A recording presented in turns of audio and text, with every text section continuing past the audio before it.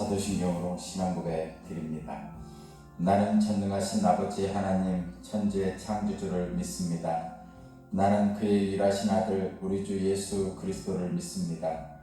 그는 성령으로 잉태되어 동정녀 마리아에게서 나시고 본디오 빌라도에게 고난을 받아 십자가에 못 박혀 죽으시고 장사된 지 사흘 만에 죽은 자 가운데서 다시 살아나셨으며 하늘에 오르시어 전능하신 아버지 하나님 우편에 앉아 계시다가 거기로부터 살아있는 자와 죽은 자를 심판하러 오십니다.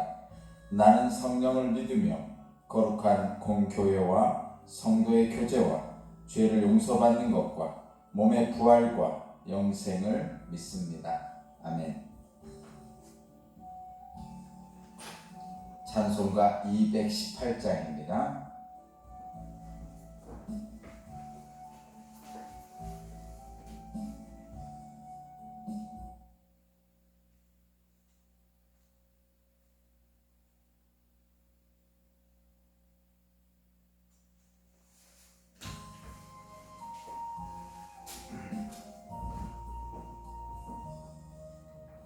내 맘과 정성을 다하여서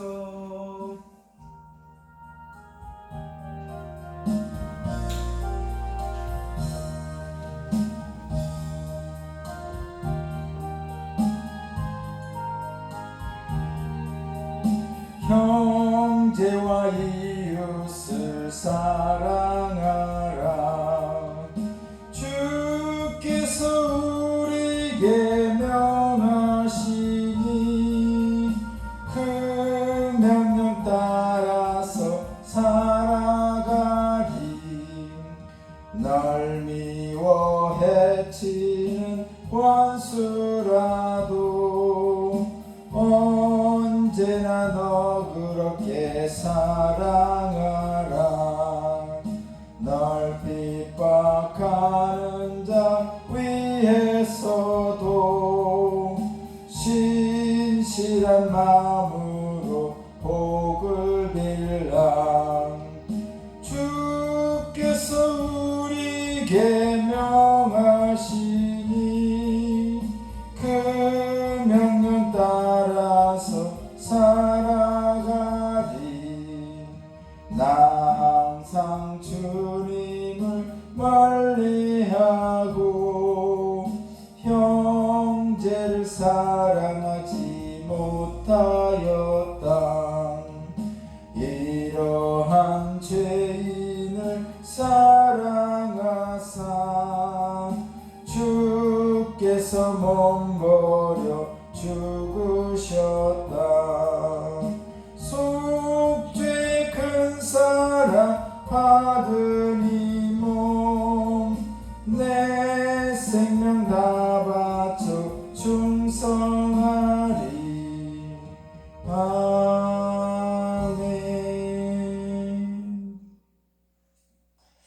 오늘 주신 하나님 말씀은 신명기 15장 12절에서 23절입니다.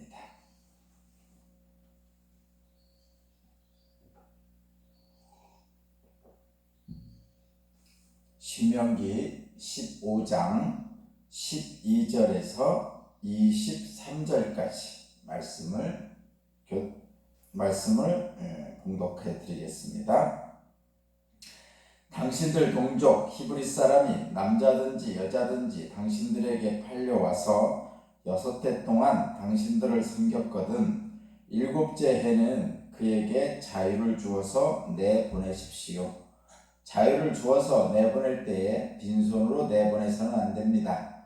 당신들은 주 당신들의 하나님으로부터 복을 받은 대로 당신들의 양떼와 타장, 마당에서 거둔 것과 포도틀에서 짜낸 것을 그들에게 넉넉하게 주어서 보내야 합니다. 당신들이 이집트 땅에서 종살이한 것과 주 당신들의 하나님이 당신들을 거기에서 구속하여 주신 것을 생각하십시오. 그러므로 내가 오늘 이러한 것을 당신들에게 명하는 것입니다. 그러나 그 종이 당신들과 당신들의 가족을 사랑하고 당신들과 함께 있는 것을 좋아해서 나는 이 집을 떠나지 않겠습니다 잡고 당신들에게 말하거든 당신들은 그의 길을 문에 대고 송곳으로 그 깃볼을 뚫으십시오.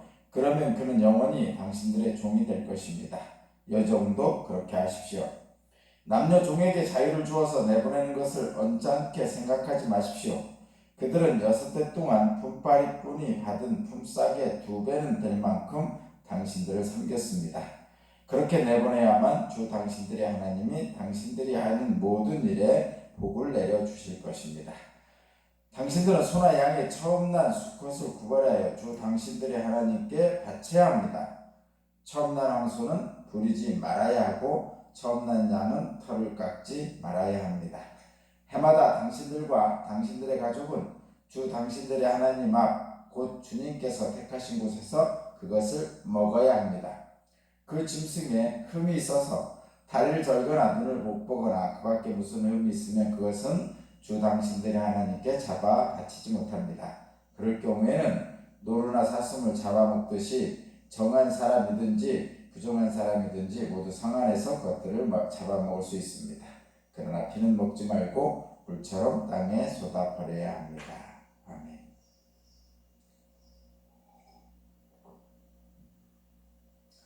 네, 오늘 말씀의 제목은 하나님의 은혜를 받은 자는 그것을 흘려보내야 됩니다.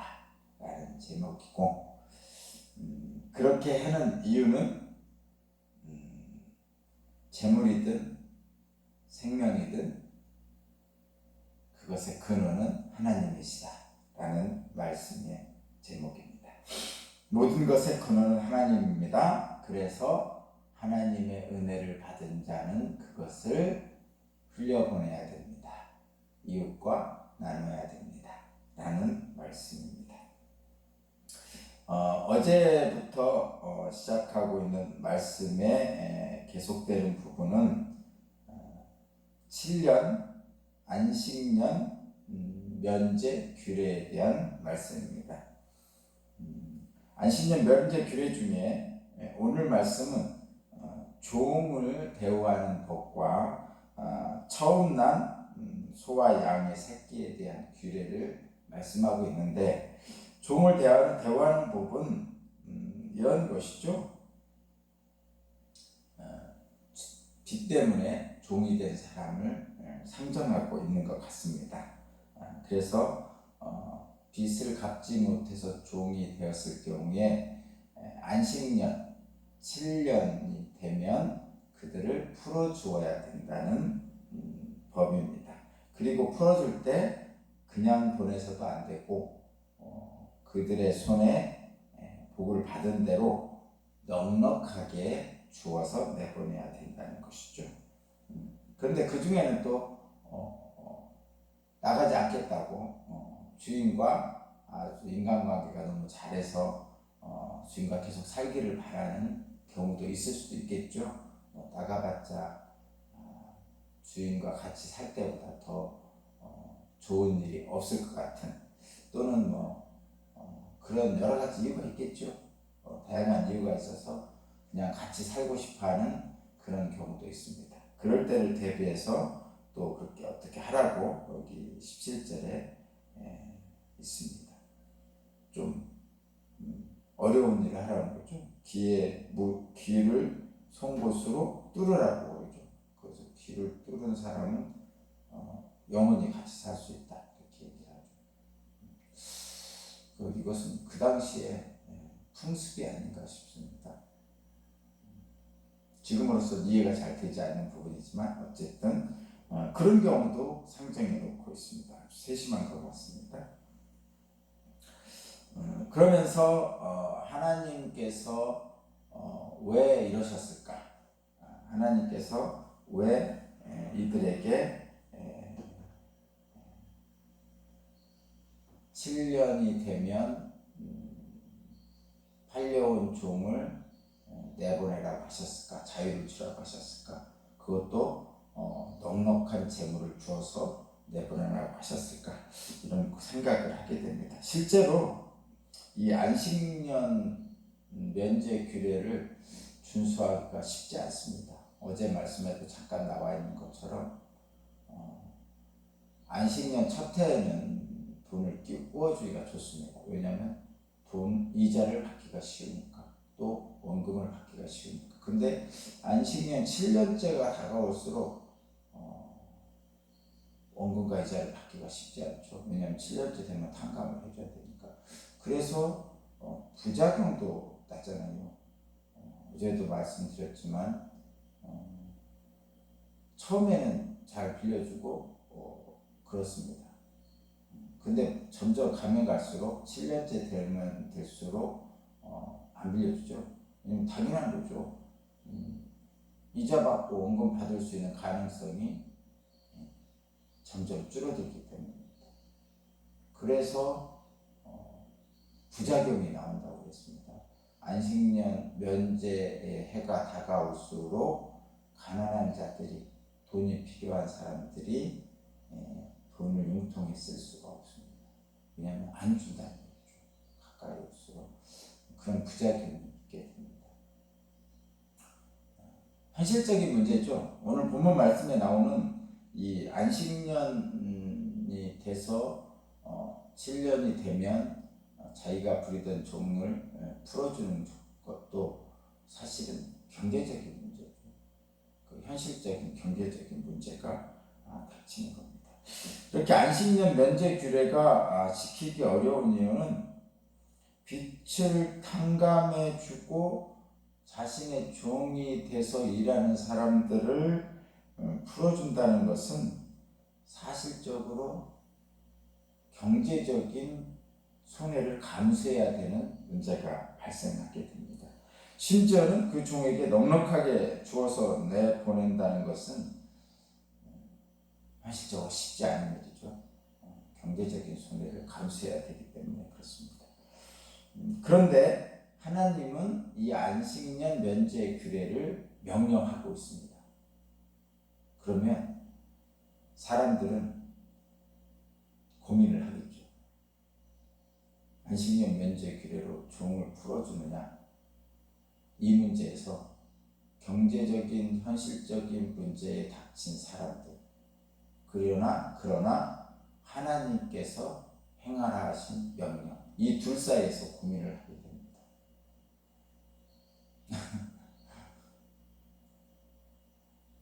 주일날 예배 안 드리고 하루 일하면 일당 10만 원을 벌 수 있습니다.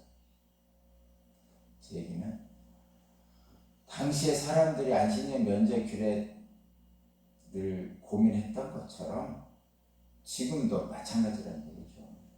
안식년 면제 규례와 하나님의 명령 사이에 있는 거죠. 안식년 면제 규례를 접하는 그 당시 사람들의 경제적인, 현실적인 자신의 손해와 그것을 행하라고 명령하신 하나님의 명령 사이에서 갈등하게 되는 겁니다. 지금도 그와 비슷한 갈등을 하는 거예요. 주일에는 하나님의 날이니까, 주님의 날이니까 예배를 드리는 것이 옳다라는 하나님의 명령과 규례와, 그리고 그날 가서 일하면 일당 10만 원을 받을 수 있다는 거고, 이 현실적인 문제하고 하나님의 명령 사이에 갈등을 겪게 될 수 있다는 얘기입니다. 그렇지만 하나님은 명령을 하시죠. 명령을 하십니다. 이렇게 생각하는 거죠. 이 둘 사이에 갈등이 생기는데 인간적인 계산으로 한다면 어렵겠죠.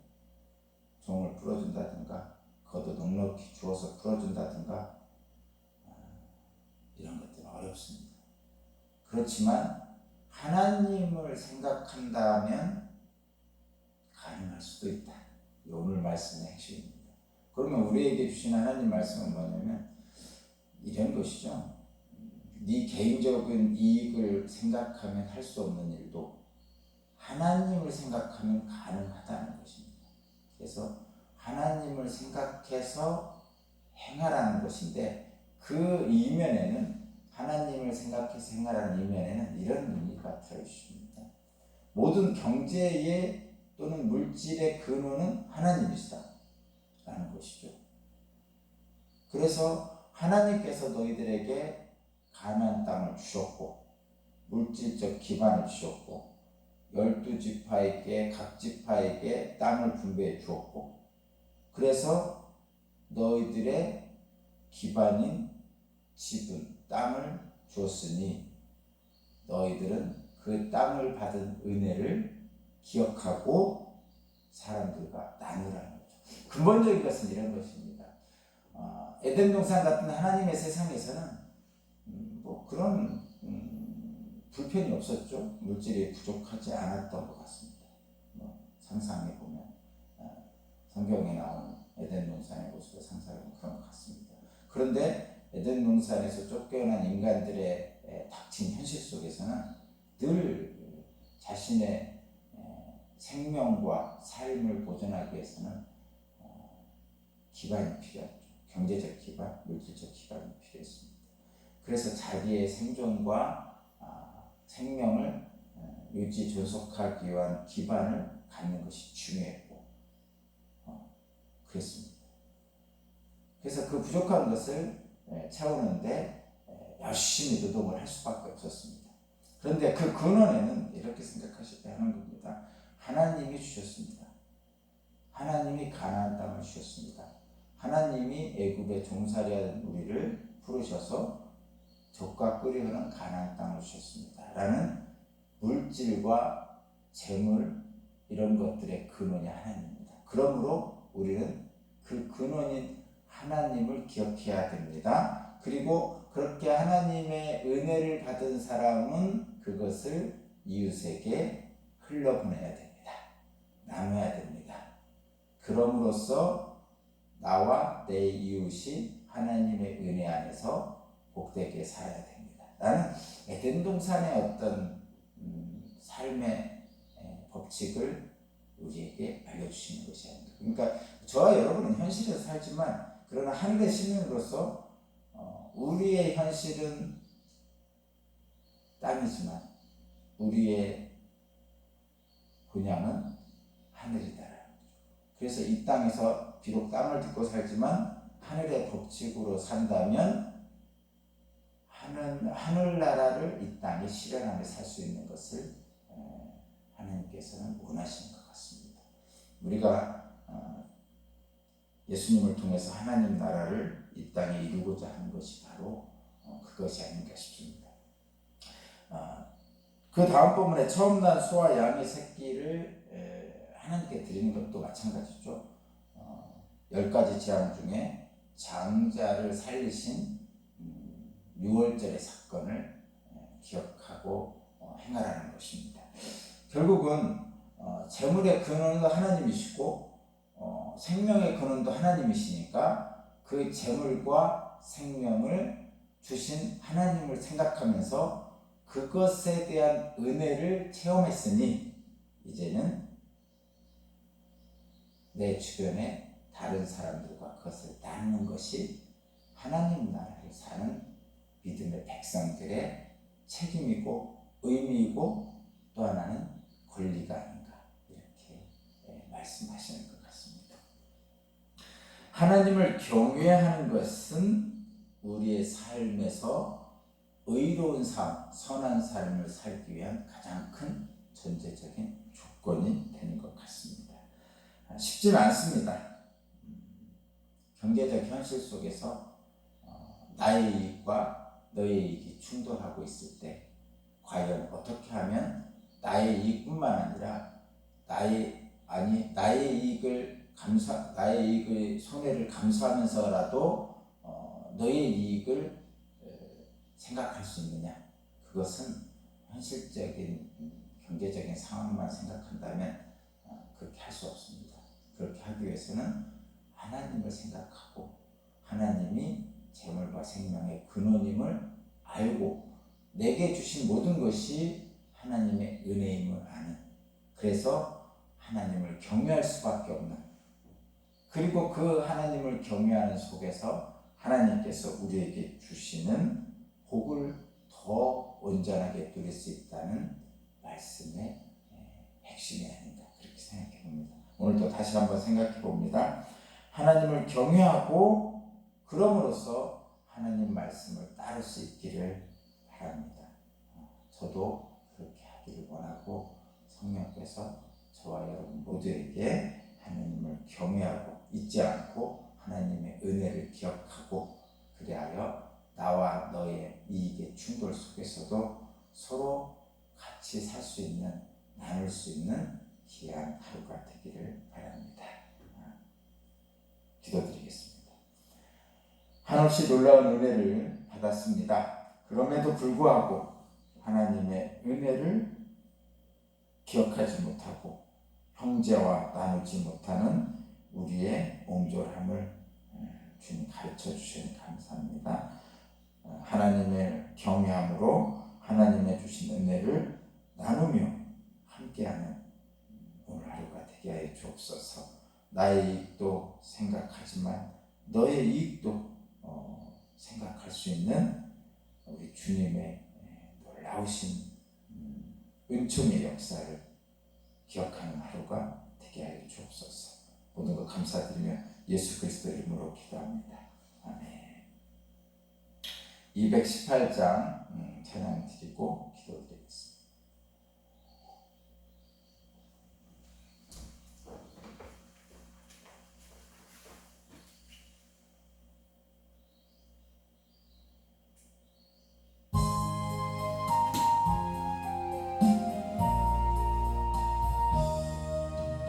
내 맘과 정성을 다하여서 주 너의 하나님을 사랑하라. 내 몸을 아끼고 사랑하듯 형제와 이웃을 사랑하라. 주께서 우리에게 명하시니 그 명령 따라서 살아가리. 널 미워 해치는 원수라도 언제나 너 그렇게 사랑하라.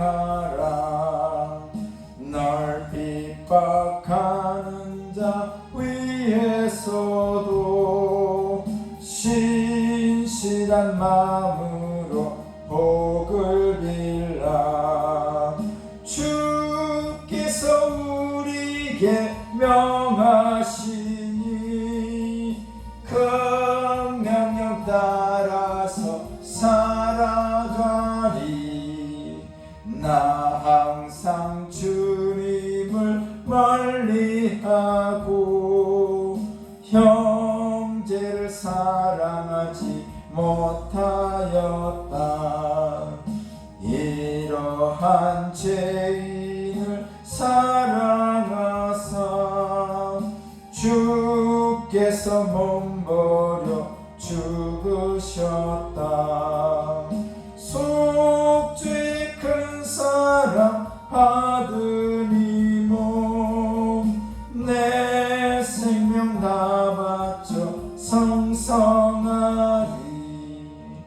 아멘. 오늘 말씀을 생각하면서 기도하기를 원합니다. 하나님께서 모든 것의 근원이십니다. 하나님을 경외하는 마음으로 오늘도 우리에게 은혜를 주신 근원이 되시는 하나님을 생각한다면 나의 이익과 너의 이익을 잘 생각하면서 하나님의 명령에 따라서 사랑을 실천하는, 나눔을 실천하는 귀한 생각, 귀한 마음들을 갖게 해주십시오. 하나님께 기도하는 이 시간 되기 원합니다. 기도드립니다. 은혜와 자비가 풍성하신 하나님, 주님의 말씀을 다시 한번 기억합니다. 생각나게 하시니 감사합니다. 하나님이 모든 은혜의 근원이십니다. 은혜를 받은 나는 그 은혜를 나누기를 원합니다. 오늘 말씀 말씀을 통해서 하나님의 명령이시니 그 명령대로 행하기를 원합니다. 주님, 성령님, 나의 모든 하루하루의 일정을 주님이 동행하셔서 오늘 말씀처럼 받은 은혜를 나누는 하루가 되게 하여 주옵소서. 재물의 근원이시고 생명의 근원이시니 주님이 주시는 그 은혜들을 감사하며 찬양하며 이웃들과 나누기를 원합니다. 주님, 나의 마음을 붙잡으시고 그리스도 예수의 권능과 능력으로 성령께서 이끌어 주옵소서. 우리 주 예수 그리스도 하나님의 아들이시여 우리 오산교회 모든 교우들을 지켜주시고 하나님을 잊지 않는 기억하는 오늘 하루가 되게 하여 주옵소서. 우리 구주 예수 그리스도 하나님의 아들이시여 이 죄인을 불쌍히 여기시고 하나님이 맡기신 사명뿐만 아니라 내 자신의 삶에서도 하나님의 은혜를 경험하고 그것을 흘러넘치는 그런 삶이 되도록 오늘 하루 붙잡아 주옵소서. 우리 주 예수 그리스도의 이름으로